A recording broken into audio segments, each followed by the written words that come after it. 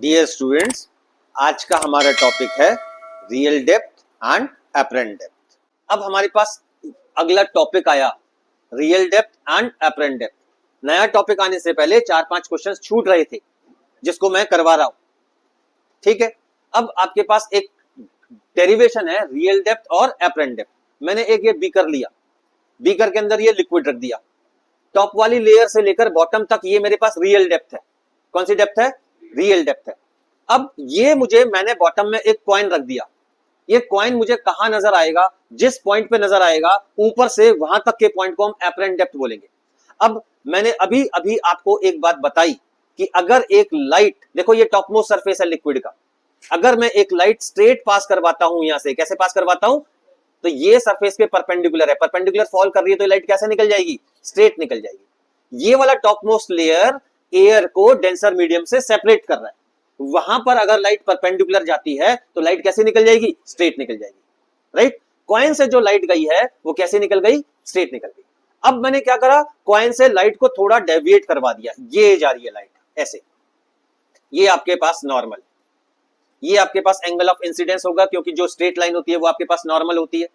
अब because the light is travelling from denser medium to rare medium, so it will bend away from normal, यहां bend कर जाएगी, हाँ या ना। अब इसको, अगर इस लाइट को मैं बैकवर्ड प्रोड्यूस करता हूं तो ये इस वाली लाइट के यहां मिल रही है, मतलब ये वाला कॉइन आपको यहां नजर आना चाहिए। ये वाला कॉइन, ये कॉइन आपके पास ऑब्जेक्ट था, ये क्या हो गया आपके पास? इमेज हो गया। तो टॉप मोस्ट लेयर से जो ऑब्जेक्ट तक की हाइट है वो आपके पास रियल डेप्थ है। टॉप मोस्ट से लेकर जो आपके पास इमेज की हाइट है, ये आपके पास कौन सी डेप्थ है? आपके पास एपरेंट डेप्थ है, एडी। पहली बात तो ये क्लियर कर लो। टॉप मोस्ट से लेकर जहां पर कॉइन पड़ा है वो कौन सी डेप्थ है मेरे पास? Real depth. टॉप मोस्ट से जो कॉइन नजर आ रहा है वो कौन सी डेप्थ है मेरे पास? एपरेंट डेप्थ है।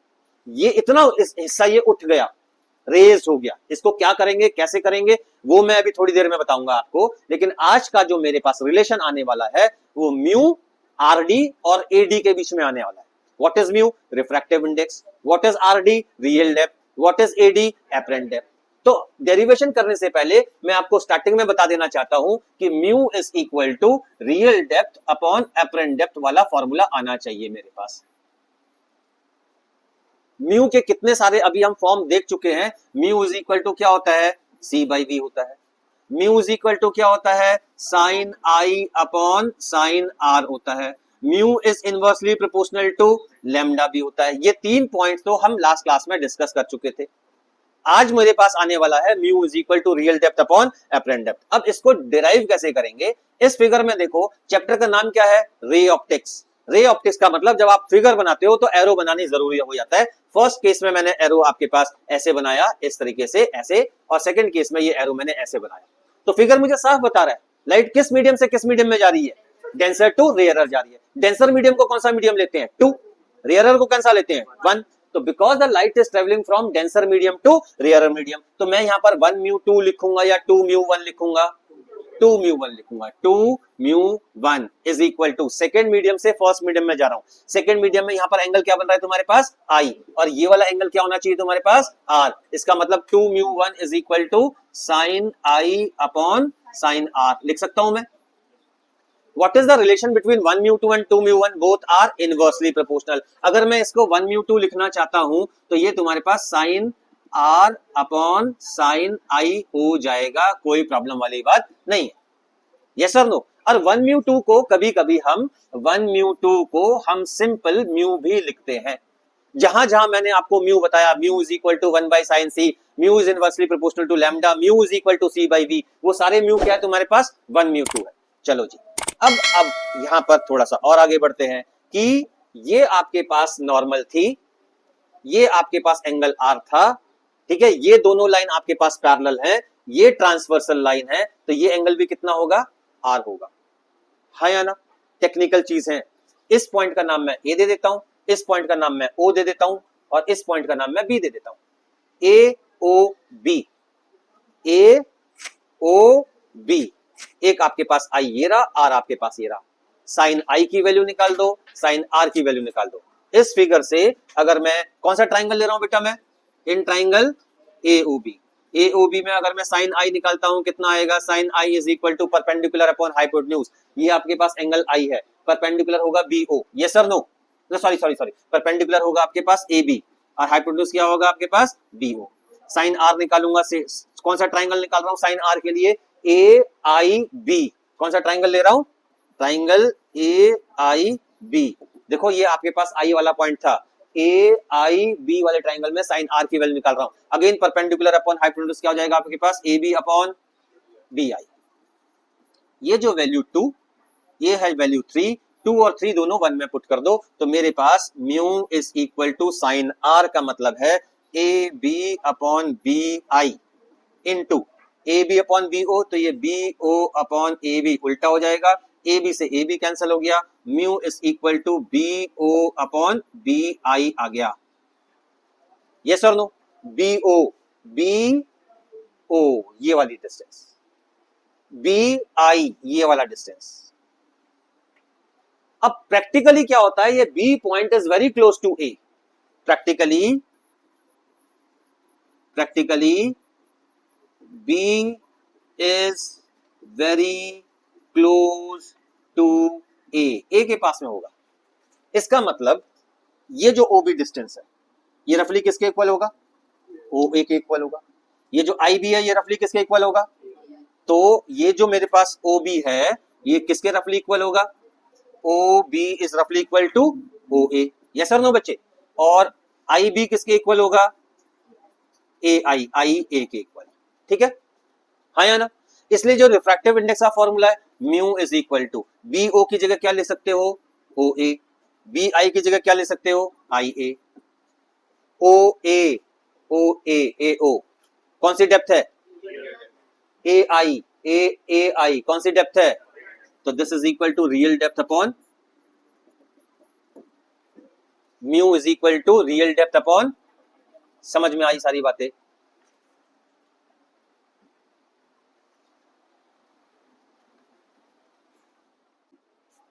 अब आ जाते हैं मेरे पास कंसेप्चुअल क्वेश्चंस। कंसेप्चुअल क्वेश्चन में ये है कि अंदर एक डाइवर है, स्विमर है, फिश है, वो एक पर्सन को देख रही है जो एक लेक के साइड में खड़ा हुआ है, राइट? तो ये फिश इसको देख रही है। फिश को कैसा नजर आएगा? ये टॉलर नजर आएगा, शॉर्टर नजर आएगा या सेम हाइट का नजर आएगा? डेंसर से रेयरर में लाइट जा रही है, मैंने आई से एक लाइट निकाली इसकी, which is going from denser to rarer medium, so it will bend away from normal. लेकिन प्रैक्टिकली क्या होगा? इस लाइट को अगर मैं स्ट्रेट प्रोड्यूस कर दूं तो ये ऐसे जानी चाहिए, स्ट्रेट लाइन। यस और नो? तो इस आदमी का जो ये सिर है ये यहाँ पर नजर आना चाहिए ऐसे। तो इसका मतलब इस फिश को ये आदमी कैसा नजर आएगा? टॉलर नजर आएगा। कैसा क्वेश्चन है ये? Conceptual question. क्लियर हो रहा है? चैप्टर का नाम क्या है?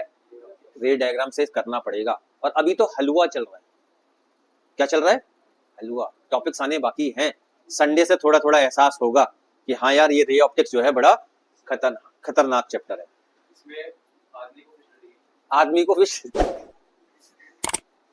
दिख सकती है, आदमी को नहीं, फिश को। फिश को ये आदमी जो है टॉलर नजर आ रहा है, आदमी को फिश नजर आ रही है इसकी गारंटी नहीं है। फिश को ये आदमी कैसा नजर आ रहा है? टॉलर नजर आ रहा है, राइट? पॉइंट ये है आपके पास। नेक्स्ट पॉइंट ये है आपके पास, देखो इधर, does the apparent depth of A tank of water changes if viewed obliquely? Obliquely का मतलब होता है किसी एंगल से। अब सबसे पहले हम जो रे ऑफ लाइट ये सीधी गई थी, अगर हम यहां से देखेंगे तो मुझे ये पॉइंट बॉटम पे नजर आएगा। अगर मैं ओब्लिकली देखूंगा तो मुझे ये वाला पॉइंट थोड़ा सा रेज नजर आएगा।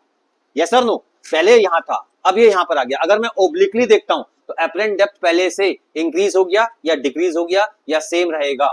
Apparent depth will decrease. समझ में आ रही है बात आपको? हाँ या ना? कंसेप्चुअल चल रहे हैं बच्चे। उसके बाद न्यूमेरिकल आ गया। इस न्यूमेरिकल में मुझे apparent depth of a liquid filled with liquid of refractive index 1.3 7.7, यार अपरेंट डेप्थ दे रखा है और मुझे रिफ्रैक्टिव इंडेक्स दे रखा है। क्या निकालना है? Real depth. फॉर्मूला क्या होता है? Mu is equal to real depth upon apparent depth. Simple सी वैल्यू है, कोई रॉकेट साइंस तो नहीं है यहां पर। सिंपल सा फॉर्मूला है, mu is equal to real depth upon apparent depth होता है, सब कुछ गिवन है। अगला क्वेश्चन क्या है? अगला क्वेश्चन ये है, थोड़ा सा क्वेश्चन पे फोकस हो। A tank is filled with water of height 12.5, मतलब ये आपको रियल डेप्थ दे रखा है। Apparent depth is measured by microscope to be 9.4 centimetre. यार एपरेंट डेप्थ भी दे रखा है, क्या निकालने के लिए बोला है? Refractive index. यार रिफ्रैक्टिव इंडेक्स तो निकाल सकता हूं ना, किस फॉर्मूले से? Mu is equal to real depth upon, अब तो सिर्फ कैलकुलेशन पुट करना है मुझे, वैल्यूज पुट करनी है, तो मैंने रियल डेप्थ और एपरेंट डेप्थ की वैल्यू निकाल दी, म्यू निकाल दिया। यस, इतना क्लियर है। मैं सेकंड पार्ट में इंटरेस्टेड हूं, सेकंड पार्ट में, इसलिए मैंने सेकंड पार्ट की एक इमेजिनरी फिगर बना भी रखी है।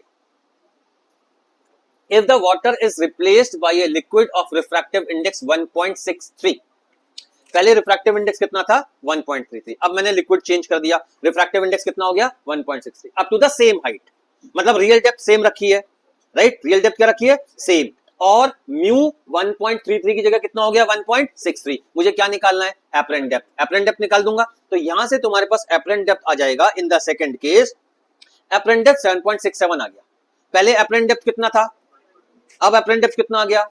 अब आपसे पूछा हुआ है, पहले एपरेंट डेप्थ 9.4 पे था, मतलब फॉर एग्जांपल एपरेंट डेप्थ कहां से काउंट करते हैं? ऊपर से काउंट करते हैं, है ना? कहां से काउंट करते हैं? तो ये आपका 9.4 यहां पर आपको नजर आ रहा था। पहले कितना एपरेंट डेप्थ?